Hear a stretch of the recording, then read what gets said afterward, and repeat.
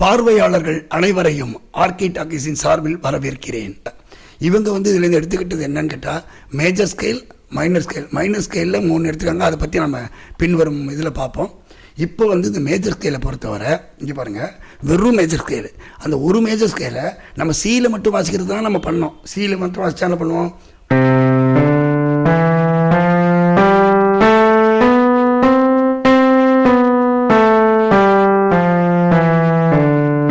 இப்படி வாசிப்போம்.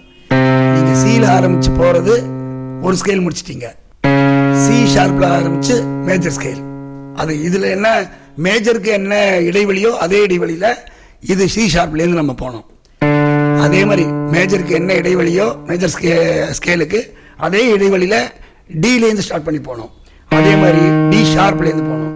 அதே மாதிரி இலேருந்து போனோம். அதே மாதிரி எஃப்லேருந்து போனோம். அதே மாதிரி எஃப் ஷார்ப்லேருந்து போனோம். அதே மாதிரி ஜிலேருந்து போனோம். அதே மாதிரி ஜி ஷார்ப்லேருந்து போனோம். அதே மாதிரி ஏலேருந்து போனோம். அதே மாதிரி ஏ ஷார்ப்லேருந்து போனோம். அதே மாதிரி பிலேருந்து போனோம். இது அதே தான், சேம் சி தான். ஸோ இந்த மாதிரி நீங்கள் போகும் பொழுது உங்களுக்கு ஆரம்பிக்கிறது வேற இடம்ன்றதுனால முடிகிறது எதில் ஆரம்பிக்கிறீங்களோ அதுலேயே தான் முடியும். இப்போ சியில் ஆரம்பிக்கும் போது சியில் முடியும், சி ஷார்ப்பில் ஆரம்பித்தா சி ஷார்ப்பில் முடியும். அதே மாதிரி டியில் ஆரம்பித்தா டியில் முடியும். இதே மாதிரியே முடியும். இந்த பதிவு கண்டிப்பாக உங்கள் எல்லோருக்கும் ரொம்ப பிடிச்சிருக்கும். எஸ்பெஷலி கீபோர்டு வாசிக்கிறவங்க இப்போ தான் கற்றுக்க ஆரம்பிச்சிருக்காங்க அப்படின்னா ரொம்ப வரப்பிரசாதமாக இருக்கும்னு நான் நம்புகிறேன். மறக்காமல் நம்ம ஆர்கே டாக்கீஸை இது வரைக்கும் சப்ஸ்கிரைப் பண்ணாதவங்க சப்ஸ்கிரைப் பண்ணுங்கள். உங்கள் நண்பர்களுக்கெல்லாம் ஷேர் பண்ணி விஷயத்த சொல்லுங்கள், தாராளமாக சொல்லுங்கள். கற்றுக்கிறவங்களுக்கு ரொம்ப யூஸ்ஃபுல்லாக இருக்கும்.